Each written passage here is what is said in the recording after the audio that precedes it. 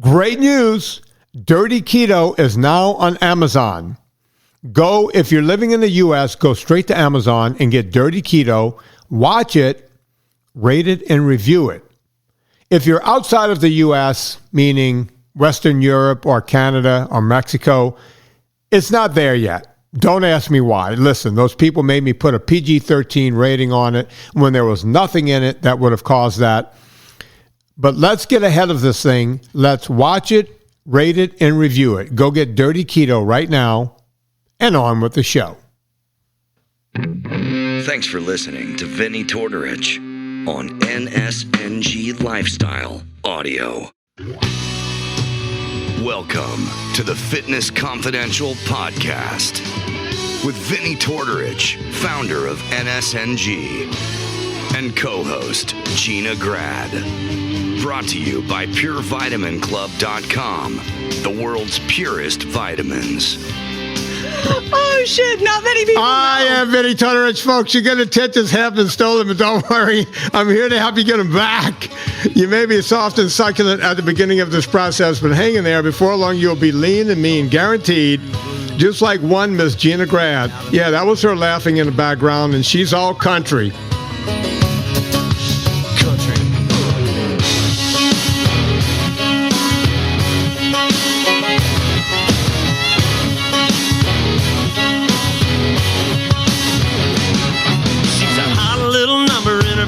Truck, Daddy Sweet Money done jacked it up. She's a party all-nighter from South Carolina, a bad mama jammer from down in Alabama. She's a raging Cajun lunatic from Brunswick, juicy Georgia peach with a thick southern drawl, sexy swinging wall. Brother, she's all country. Yeah, she's all country. Oh, who is that? Oh, you don't know that song, Gina? No. Mr. Jason Aldean. Now, why would that song remind me of you? I have no idea. Because you're not a lunatic from Brunswick. That's right. You don't have a sexy drawl. No. But here's why. I'm just going to plunk it down somewhere else in the song and see if this comes up. Because this is where you would come in, somewhere around here. So let's see. Let's see if I can pull this off. Oh, my God. All right, here we go. Trippy like a Mississippi hippie. She's a Kansas princess. Crazy mother trucker. Undercover lover. There you are. You just randomly found that? Yeah, I knew it was in the next verse, so I got lucky. That's amazing. I am a Kansas princess. You are. Thank you. Thank you. Every time I hear that song, it's Jason Aldean. Are you familiar with Jason Aldean at all? I know who he is. I don't know much of his music. Yeah. That's so funny. Yeah, you're a Kansas princess. Although I have to tell you, my stepson gets into stuff and like a dog with a bone won't let it go for months. Now it's Michael Jackson. But up until last week, it was 90s country music. Right. And we both learned to line dance. We learned the boot, scoot, and boogie line dance. And he got really into that song, Fancy Like. Yeah. Fancy like Applebee's on a date night. He knows the whole song. He doesn't know what dip she likes to dip me like her fries in my Frosty or something like that. Yeah. It might take a couple of years. One day he's going to wake up when he's 14 and go, oh, exactly. Oh, now I get it. He likes that horrible song that I'm hoping you've never heard of. Andy introduced us to it. It's so funny. Bad Dog, No Biscuit. Back in the pound, back on the chain. My baby left me out in the rain. I scratched at the door. She told me to get. She said, "Bad dog, no biscuit," and we die laughing. You know what? I'm into this, Gina. For the next 3 shows, we're going to do nothing but country songs at the beginning. Oh, good. By the way, he says something right before that line, and it was cutting off right when I got to the Kansas Princess. So I've gone back from where I was before. Let me go back a little further. I love this line. This is Serena's favorite line in the song where he goes, "Got you tripping like a Mississippi hippie." I like that. I mean, this guy, the way he pulls these phrases together. Hang on. I like that. Hang on. You ready? Here we go. Yeah. Honey, tripping honey from the holler in Kentucky. Get you flipping kind of trippy like a Mississippi hippie. She's a Kansas princess. Crazy mother trucker. Undercover lover. I love that guy. I know you hate crowds, so you'll never come back for it, but I wouldn't be opposed to going to like Stagecoach or one of those big country music festivals. I think it'd be fun. Gina, look, I can't do crowds anymore at all. I just can't. I can't do it. Period. I mean, look, I wanted to go see the Stones, and I'm not doing it. You know, I could have flown somewhere to go see the Stones and all this kind of stuff. Just didn't do it. Well, I got to tell you, as someone who did go see the Stones, I was a very lucky +1 a couple weeks ago at my first time at SoFi Stadium. 81 years old, that man. And I got to tell you, there's still something about him that most of the ladies need him up. Yeah, and look, I've always said he and the guy from Andy Griffith, Barney Fife, Don Knotts, separated at birth. Oh my God, what? Look at Don Knotts and look at him, separated at birth. And I've always said that stardom will make women slide off of their seat, because if Mick Jagger were working at a 7-Eleven and he wasn't Mick Jagger, he couldn't get laid with a stack of 50s taped to his forehead in a whorehouse. It's just a fact. It's just, it's all perspective. Well, I'm sure your English wife had, I would imagine, quite the crush on him, and probably in the same room with him more than once, I'm assuming. I don't know. I've been in the same room with him once. Of course, I met him and Jerry Hall. I'd been in LA for not more than a few months, and just to let you know, I knew no one when I moved to LA. This is me. I knew 0 people when I moved to LA. Yeah. And within 6 months, I was invited to the birthday party. There was a place on Sunset right at Doheny called Bar One back in 1991 or 2. Or my time. And I was invited to go to Harlan something's birthday party, a director-producer, Rennie Harlan, who did famous movies like Cliffhanger. Oh my God, your fave. Rennie Harlan's birthday party. When I walked in, the first person I see is Jerry Hall and Mick Jagger. And I was like, am I in a wax museum, or am I actually looking at Mick Jagger and Jerry Hall? Am I sharing the same air in this room? Yeah. Will they be breathing the oxygen that I'm expelling right now, the CO2 carbon? I mean, what's going on? Incredible. And then, I'll never forget it as long as I live. Uh-oh. I met one Mr. Sylvester Stallone. Oh, yeah. He was there. You're the one who got away. The one that got away. As you know, I'm a bigger Frank Stallone fan. I know this. He is the lesser Stallone to you, Sylvester. Yeah. I am a big Frank fan. And I tell people, I don't care what your politics are. If you want to be entertained on a daily basis, go to Instagram and follow one Mr. Frank Stallone. The guy is living the life we should all live. God love him. He's hanging out with Goombas.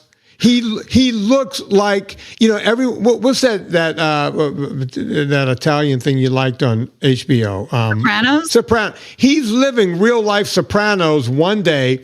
He's dressed like a Goomba. The next day, he's in all Western wear. Of course. Like he's going out on the range. Of course. Right? Frank wakes up every morning and becomes a different human being. Speaking of that, I want to make sure I'm getting the name right, because I've still never been. But if you're local here in LA and you want to be entertained by Frank, you might want to hit up Vibratos. Is that right? It's called Vibratos. He goes there. I've seen him there, both just hanging at the bar and sometimes grabbing the mic. So great. I'll tell you who else I've seen at Vibratos. The guy that started Family Guy. Seth MacFarlane? Seth will go grab the mic. That. Yeah. You know who started Vibratos? And still owns it, I think. Corolla and I were talking about this guy the other day, Herb Alpert, his wife. And the Tijuana Brass? Yeah, his wife. That's who owns Vibratos. I had no idea, but again, not surprised at all. By the way, if you want to see me get one over on Corolla, we were talking about the song "This Guy's in Love." Okay. Da, da, ba, ba, da, da, da. And he goes, oh, yeah, Herb Albert. And the tier, I went, nope, that was Burt Bacharach. He goes, nope, it was Herb. Did he I went, fight you? nope. Yep. He fought me tooth and nail, and they put it up. And who wrote it? Burt Bacharach. Thank I you had to very feel little. good. Yes. It's second only to one time I told him that my ex-boyfriend used to drive me everywhere on his motorcycle on his Honda Goldwing. And Kroll's like, no, honey, sweetie, it's a Gullwing. I was like, no, pretty sure it was the Honda Goldwing. And, I got the there, just quiet down. And they found it. And of course, it was the Honda Goldwing. Well, and he did not want I'm going to tell you told how by he me. got, I could tell you how he got confused. Tell me.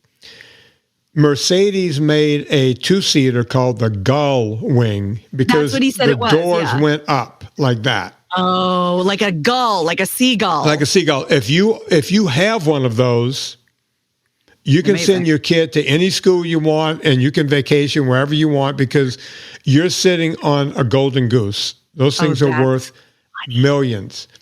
I had a client who had two. Of course you did. Yeah. Well, I can only describe the feeling by knowing something about a 1970s and 80s era motorcycle that he didn't know. Was maybe once or twice he had me reeling from like a musical theater fact that I got wrong, and this was sweet revenge. Yeah. Yeah. Well, good for you, Gina. You Yeah, got thank one you. on him. I Good got for one you. on him. Yeah. Don't mess with me when it comes to who wrote a song Oh, I know that. because I knew one Mr. Burt Bacharach. Of course you did. Yeah. That's right. Our daughters. Did you train him? Nope. Oh. And if I did, I couldn't tell you. But, Oh, that's true. Oh, you said your daughters. Did they? Let me guess. the daughter with his probably third or fourth wife. Okay, 'cause let me guess. They have horseback riding lessons together. I think that's how they originally met, or at school. I guess. Yeah. If people knew the school Tallulah went to, and I'd go to Parent Day and just go, who's the most famous person here right now? And you couldn't there was no way you could come up with that answer. My God. Did you find that to be, I already know the answer to this, but did you find that to be a fertile ground for clients? And my guess is probably not, because you probably weren't going around soliciting. Never picked up a client from that. Yeah, I'm not surprised. No, never tried to. I wasn't that guy. I think that's Yeah, why I I know. did so well. I laid back and, didn't use my clients to, Yeah. and people always go, someone wrote to me not long ago, hey, you mind getting me in touch with so-and-so? I was like, I can't don't do it. that. Yeah. That's not how you stay tight with these people. Sorry. That's right. and that's a big deal in your industry where you live or die by, there's no boss.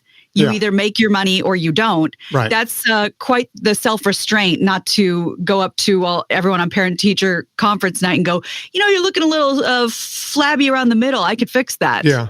A couple of times people from different, like at someone's home at the event or something, they will go, oh, you're so-and-so's trainer. Do you have Right. space? And once or But twice. they're I coming think to I you. You're not fishing. Yeah. I never had a card. Not once. I was the only trainer with no card. And they would go, how do I get in touch? It's like, and I would literally, and this was an asshole move, but I would go, if you're serious, you'll find me. You're like the hot girl at a bar. If you want my number, you'll find it. Never thought of it that way, but it's like, talk to your friend. She'll give you the number. That's what I was going to say. Like, I wouldn't go, if oh, you let were- me go find some paper. Let me get your name. It's like, I would go, No. you'll find me. And I'd walk away. That makes you that much more desirable. Uh-huh. And that's also kind of calling them out like, oh, if you're as tight with my client as you say you are, then you can get my number from them. Yeah. That's great. Wow. Yeah, Gina, I wasn't that. I would say to the client on the next workout, oh, by the way, Cheryl, So-and-so reached out. You got it all figured out, my friend. And I've been thinking about you because this is something that I've been wanting. Remember was it last week? Or maybe it was the week before, but we were talking so much about hiking. And I wanted to bring this up so bad, but then we ran out of time. So I figured I would just save it for today. There is, you know how we are so divided as a nation for every reason. You don't and say. Of course, no, I do say. And you know this better than anyone, having a documentary titled Fat, that the word fat is very divisive, and that some people sort of claim it and own it, and some people, want nothing to do with it, and some people like us just eat it. But this is very much the Bay Area in San Francisco, and you're like, okay, kind of roll your eyes. But then I read the article, I was like, oh, I get it. And I really, really wanted to bring this to you. There's a club in San Francisco called Fat People Hiking Bay Area. It's an outdoor group that creates this very welcoming space for mostly women, but whoever, to enjoy nature together, get out there, go on hikes. They find a sense of community. They find, safety and acceptance, and they explore all the hiking trails together. And they don't really talk about dieting and stuff. They just enjoy the hike. And it offers all kinds of options, like short little hikes, if that's kind of where you're at, accessible routes, really, really long hikes if you're ready. And it's Fat People Hiking the Bay Area. It's sort of redefining what it means to be a hiker, because how many times have you heard from a client like, yeah, have you seen me? I don't hike, or I wouldn't know where to start. But you get a bunch of people who look like you, who all can get out there and hit the trails. And I think that would be a really great thing to do on a Saturday afternoon. I applaud that group, and I wish there were more. Look, fat people get discriminated against for no other reason. Well, no one is stopping fat people from hiking, right? No one's going, did you see that fat guy on the trail? No. No one. What's stopping them is their own beliefs. And I know this because when you get into that state, when you get north of 300 and 400 and so on, you start to think that the world is looking at you and saying, why would that guy go hiking? And in their mind, as I've always said this about morbidly obese people, because this is all I've worked with. Yeah. My entire career. They're in a prison. They might as well be in a prison cell. And then the thinking becomes, I'm not allowed to go hiking. You're allowed to go to REI like everybody else. No one's going to judge you. You're going to feel judged because when you walk in, most of the people are going to be, sinewy and lean and, the whole thing. And they look like they're rock climbers and the whole thing. I get it. And it's the same reason they don't like to go to a gym. They think they're going to walk into the gym and, boom. People are going to go, oh, look at the fat guy. I think most people, at least I want to think this is the way I think. Yeah. When I see the fat guy at the gym or the fat guy on the trail, I'm like, you go. Hell yeah. You go. I'm going to tell a little story about a fat woman at the gym. Can't wait. I saw this fat woman. I was getting ready to climb Mont Blanc, and I needed to get a lot of time in on a stair machine because I was limited. I was making the first movie and the whole thing, and I was trying to get ready for this. It was coming up, and you can't mess around on a glacier. You have to be in shape. You got to be ready to rock and roll. I even weighed my glacier boots, and then I weighed those with the crampons on them, and assumed X amount of snow being stuck on the crampons. And then I would go in the gym in my regular hiking boots, but the ankle weights are still over here. All the weights inside the ankle weights are rusty. I mimicked exactly what the weight of my boots would be. My God. And then put a backpack on equivalent to the medium part. And I would go get on the stair machine and just do it because. Incredible. Right? Well, there was this woman who I saw coming in every day. We were on the same schedule, the same exact schedule. I'm going to estimate she went 4 bills. Oh, wow. And she got on that treadmill almost right in front of me. and I'm looking up at the TV monitor, but I'm always looking at her going, how long is she going to stay on? She would come on, she would be on for an hour. Wow. And I'm talking, you can wring the sweat out of her shirt when she was done. Yeah. Not moseying. No. And, just heavy. And this was month in and month out. And I waited for her every day. I waited for her. I wanted to see her. Never saw her lose a pound. Not 1 pound, or that I can tell. Right. But every day like clockwork, and this went on for months, Gina. And I wanted so badly to go talk to this woman and say, hey, I wrote this book. It's been well accepted. Here's a copy. I did not want her. It's like, she may never come back. If I do something, I know she's fragile. If I do something like that, this woman will never walk into this gym again. You're so right. Every day I was like so close to, I can touch her. It was like Mick Jagger and Jerry Hall. I wanted to go over and touch him.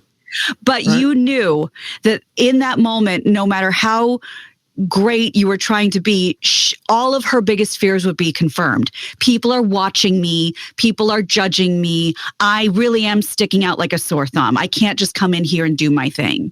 I even thought about ways of going, look, it's me. I wrote this book. I see what you're doing. I'd like to help you for free. And I thought maybe there was a 50-50 chance that she would accept it, 50-50 chance that she would never walk into the gym again. So I did nothing. Wow. And then I went off and did Mont Blanc, and I stopped going to the gym at that time. I started going at a different time because now I was back into lifting weights again and the whole thing, and my schedule was different. I didn't have to go at the same time every day. I was able to move my clients around and do what I did.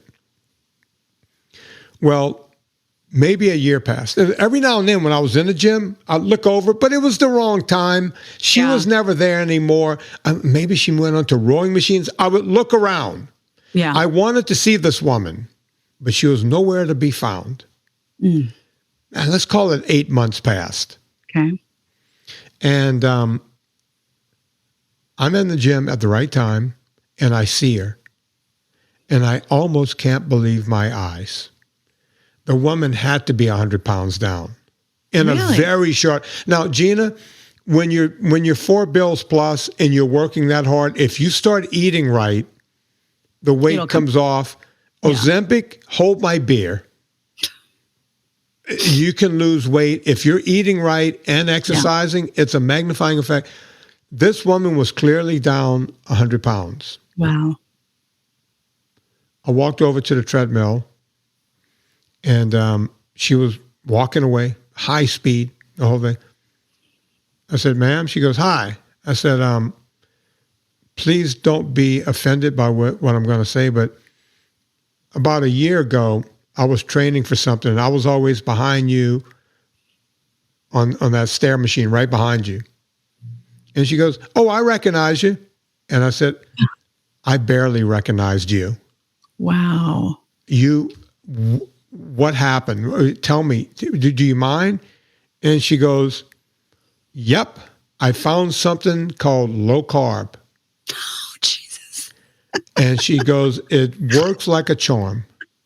I said, oh, what is this? Let me write this down. Yeah, I didn't get into who I was and, hey, I'm one of the guys that brought that to the internet and the whole thing. I just went, keep doing it.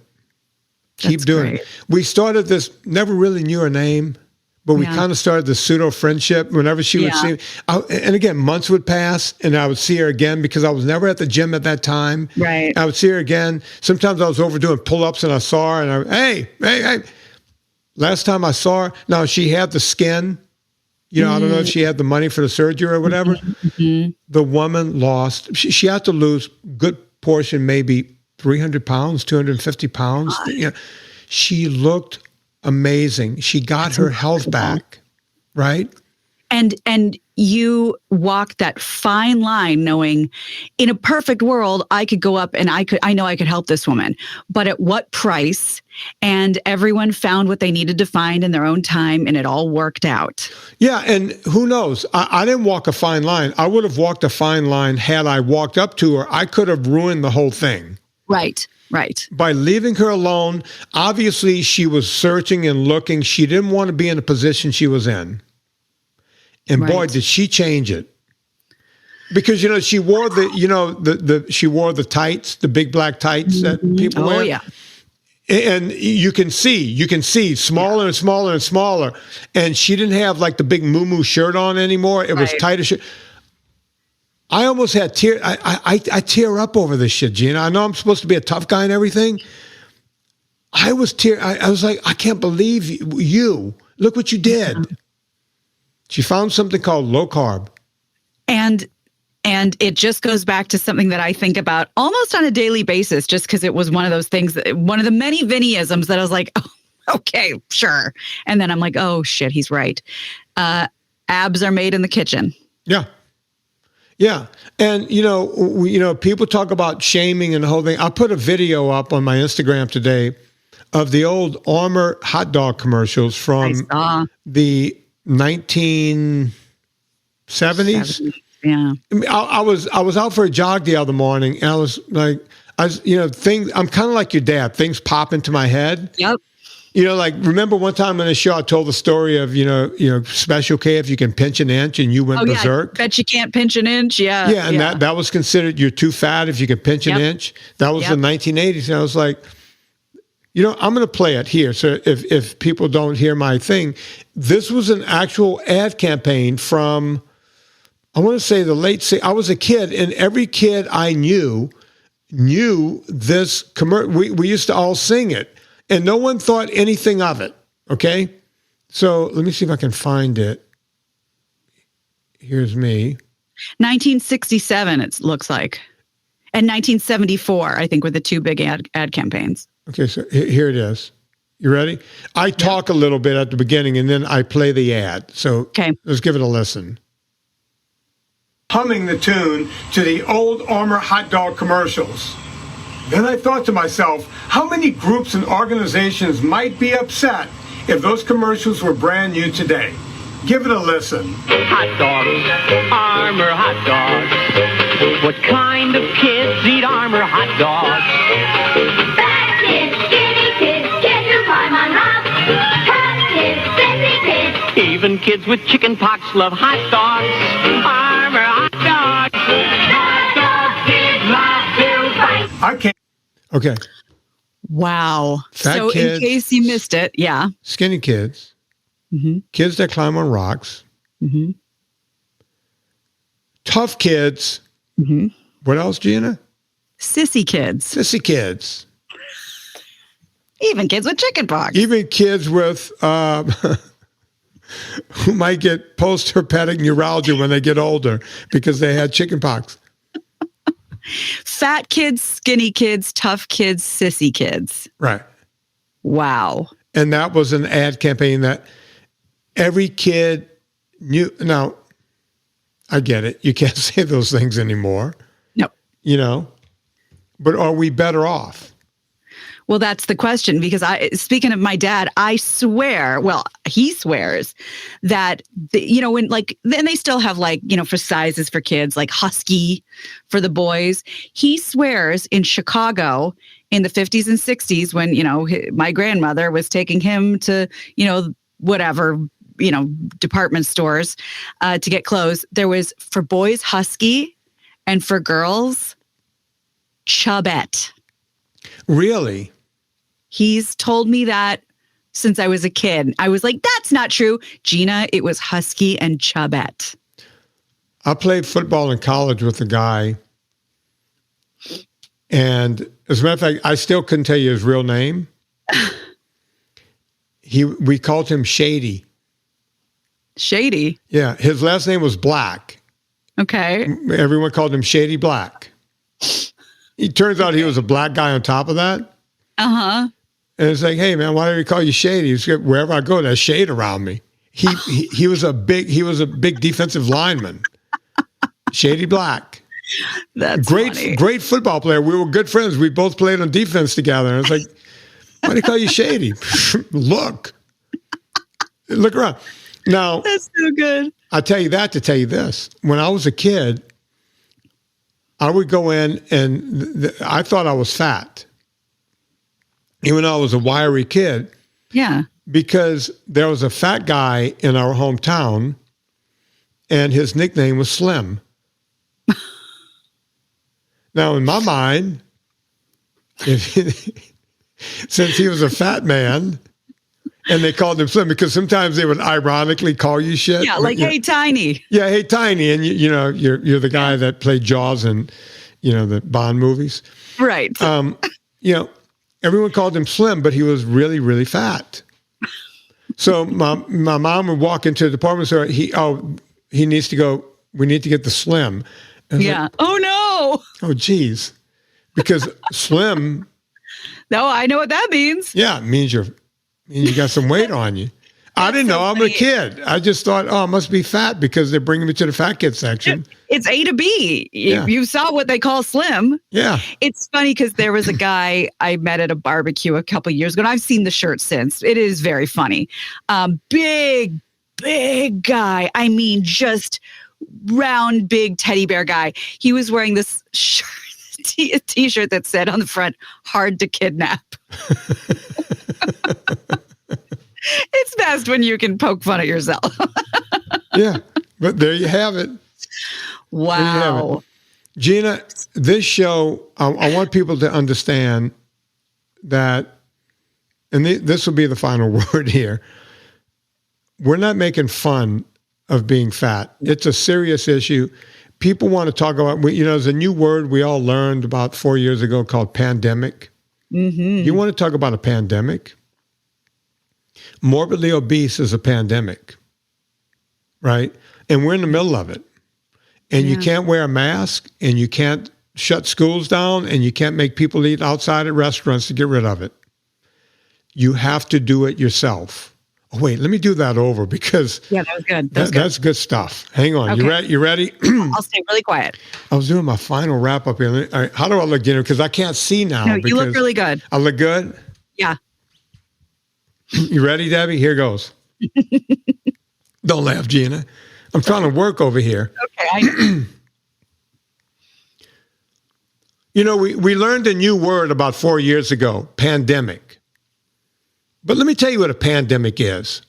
When half of your society, I'm talking about the U.S., is morbidly obese, that's a pandemic. Let me explain something to you. You can't wear a mask. You can't eat outside. You can't shut down schools to get rid of it. It's up to us to stop this pandemic. The government won't do it. Big food won't do it. And big medicine is laughing all the way to the bank. You want to stop this pandemic? It's on you and me. Stay motivated. Did you just do that off the top of your head? One Mr. Mike Rowe, I just dropped something there. Oh, yeah. Let me grab that. He said to me when I was in, I did a Mike Rowe show the other day. I know. You won't stop doing it. Yeah. Besides his mom, I'm the most repeated guest. And we almost went 2 hours. They're thinking about chopping it into 2 shows. Between Frank Stallone and Mike Rowe, you have a stable of boyfriends that I wish you would just get together with. Yeah. I might as well go gay. Yeah. Mike said to me when the mics were cold, Chuck Klausmeyer always goes, I need to keep the mics rolling with you guys when the show is over with because but you see, we loosen up because we know that the mic is off. So as I told Chuck, you couldn't use half the stuff anyway. But Mike said, by the way, your last documentary, he saw the one that's not out, Dirty Keto. Mm-hmm. And he goes, I got to tell you, man, you know how Mike talks. I got to tell you, man. He goes, your work with the teleprompter, you are good on the teleprompter. Yeah. And I said, Mike, there's no teleprompter. I said, as a matter of fact, when I was doing the thing for who's the guy, Dennis Prager, the PragerU, they made me use a teleprompter. Oh my God, the mistakes I made, the times they had to go back. And I wrote the thing. I couldn't read my own words. I said, Mike, there's no teleprompter. And he goes, but there's no breaks. You're just sitting there talking. I went, yeah, that's right. Yeah. He goes, how do you do that, man? And I was like, I know my subject. I do whole shows without notes. Yeah. And when you're telling the truth, you don't need to read it somewhere. Exactly. It's all in your tell head, him. literally. He was literally dumbfounded. I've never seen Mike Rowe floored over something. He's like, he just went on and on and on. He goes, I can't believe you can do that. I mean, I know my subject. That's You it. really do, inside and out. So when I have to say something, Serena calls me to One Take Wonder. Whenever we do any of the Instagram stuff, it's turn the camera on. All she does is she holds it up and she does this. And when she does that, I start talking.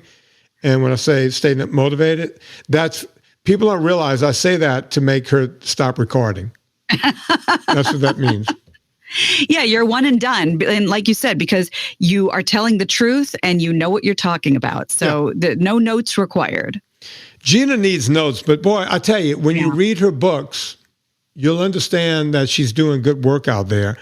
Go get her book, My Extra Mom. That's right. Yeah. My Extra Mom. And because I know you're coming out with My Extra Dad at some point. Yeah, right? but boy, are those illustrations taking a while. No shade to my illustrator, but oh boy. Yes, My Extra Dad will eventually come out, but My Extra Mom is out now. You can order that on Amazon, of course, by going to VinnieTortorich.com. Click on that Amazon banner. It'll take you right over there. It's for whole families to help introduce a new step parent into the family in a way that is not going to threaten a soul. My Extra Mom, and on Instagram, my name @GinaGrad, and then of course My Extra Family, the parenting account, and the account inspired by Anna and Vinnie, grain-free comfort food. And so there's plenty of ways to get in touch with me. So go do everything Gina wants you to do because it all matters. It really does. With me, you know what to do. Rate and review this podcast. Now, folks, I just said rate and review. Was I stuttering? Was I speaking Swahili? No. Rate and review the podcast. That's how other people find this. It's a crowded market. Look, when we started off, there was like 185,000 podcasts. Last I checked, there's over 5 million. Yeah. The way you break through is by you guys. If you like it, it doesn't cost you anything. Just rate and review. Takes 10 seconds. Yeah. And, you know, Amazon, blue. Okay. On behalf of Gina Grad, my name is Vinnie Tortorich. Put life into living, and let's do it with just a little bit more of one Mr. Jason Aldean. Ooh. Oh, sexy swinging walk, brother, she's all country. From a cowboy boots to her down home roots, she's country. From the song she plays to the prayer she prays, that's the way she was born.